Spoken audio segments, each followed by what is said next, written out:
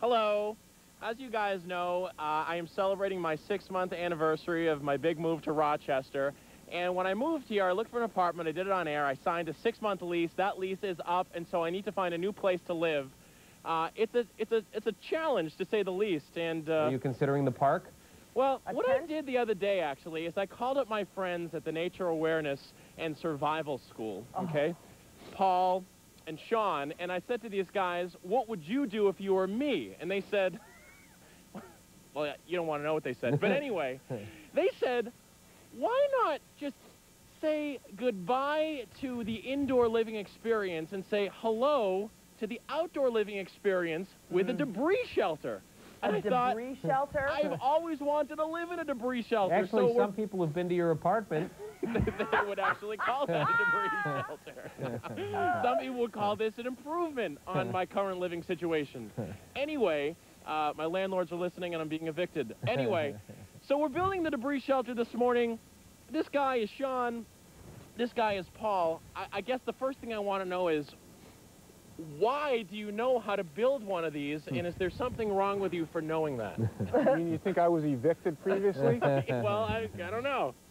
No, this is an opportunity to live outdoors in a new construction. That's right, it is new. It is new. And we can use this for survival situations, or we could use it for hunting or camping situations, or you just want to live outdoors in something simple. I see.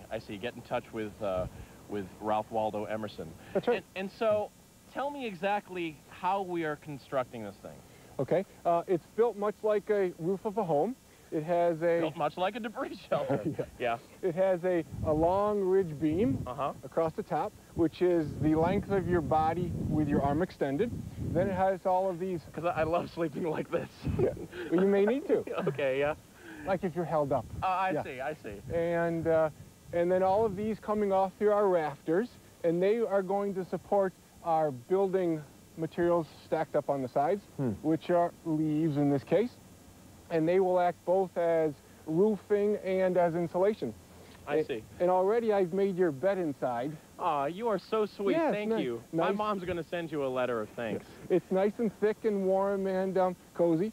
So, Sean, do we like building the debris shelter? I mean, is this something that some people would consider fun, myself excluded? I think it's great. It gets you in touch with the outdoors.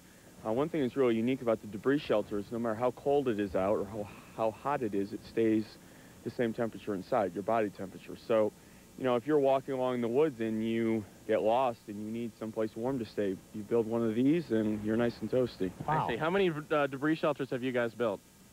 Quite a few. We actually go on week-long retreats where we stay in one of these for the entire week. So we've been doing this for a while now, and we usually build a few a year, and we do a few seminars where we teach them also. That's my goal, to build at least a couple a year, starting with this one, of course. Well, it's interesting to see how they're going to hold that up just with those sticks. I'm interested to learn more. For much of the winter. Wow, amazing. Wow. And apparently it is warm. We'll find out in a little bit. Stay with us. Thanks. Live at Cobbs Hill Park, building something known as a debris shelter. Is that right, Darren? Yeah, it is. You know, this is my 6-month anniversary of my stay in Rochester. The lease is ending, and so I'm looking for perhaps an alternative residence. And what better residence than this? It's called the Debris Shelter. We've got Sean and Paul from the Nature Awareness and Survival School here at Cobbs Hill Park this morning, building the shelter out of nothing but debris. That's why it's called a debris shelter. When we come back, we'll find out more about the shelter, why they do this, and their school. So stay with us. Live at Cobbs Hill Park this morning, Darren, Mark. Darren, you're working.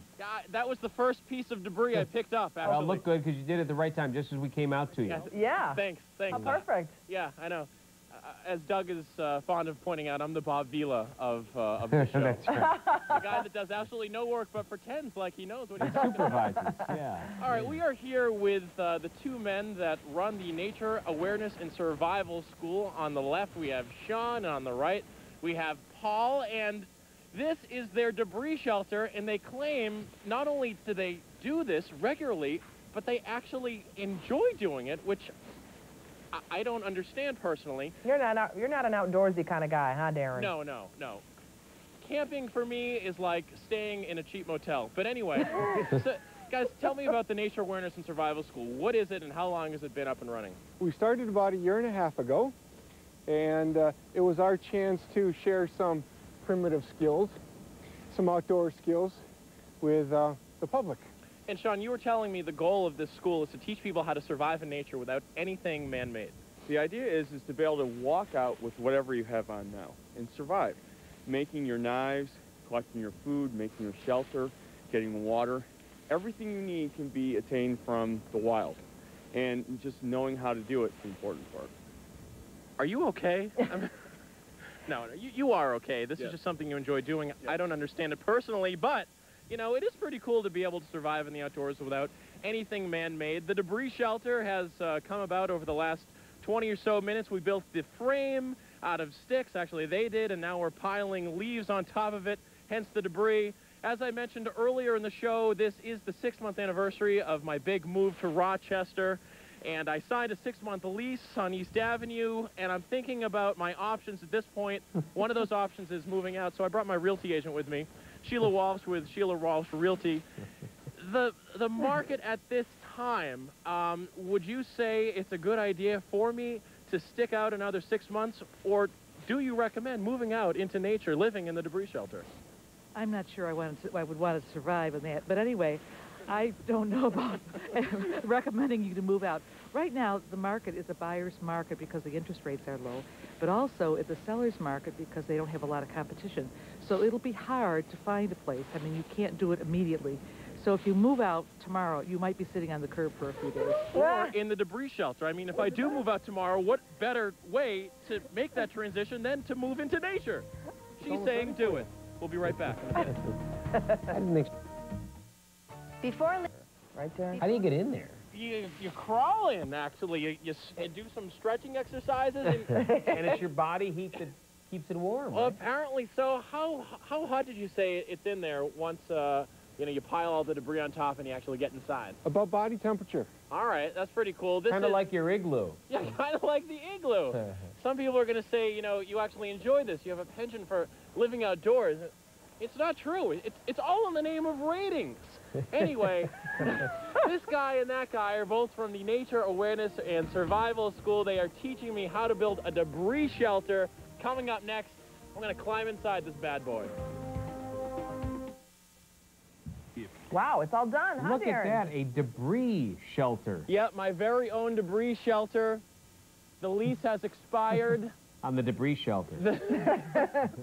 I don't know if I want to go there. You don't know what's in the debris shelter, actually, in terms of the debris. But anyway, Okay. the lease is up. This is the 6-month anniversary of my big move to Rochester. Yeah. And I'm thinking, why renew when I can be one with nature? Yeah, Very that's- Emersonian of me, if you will. So these two guys to my left Wow, that is are tight. Sean and Paul from the Nature Awareness and Survival School. You're not a big guy, and you're just being... I know, this is barely kind able of to cramped squeeze in. quarters. Guys, why is it so cramped? Is that to preserve the body heat? That's right. It's supposed to be like a big sleeping bag, but not too large. Boy, it's But comfy. you don't use a sleeping bag inside it. That's right. I made the bedding out of needles and leaves for you. All right, no, Aw. you're exactly correct, Doug. There is no sleeping bag inside. Okay. The sleeping bag is the debris. I got you. Huh? Well, Sheila, I'm thinking I like this place. Sheila Walsh from Sheila Walsh Realty. I'd hammer that sign in. I'm taking this thing. This is mine. So guys, you want to seal me up? Want to put some debris here? So when you build a debris shelter, do you typically build it, you know, in the fall and in the spring and the winter, or would you actually build one of these in the summer? These are good all year round. The insulation keeps you cool in the summer and warm in the winter. What if you can't find leaves? What do you do? We've done them out of needles. We've done them out of pine boughs. We've done them out of ferns. Have you guys ever lived in one of these? We have spent several weeks at a time in one. Wow. And Are you married?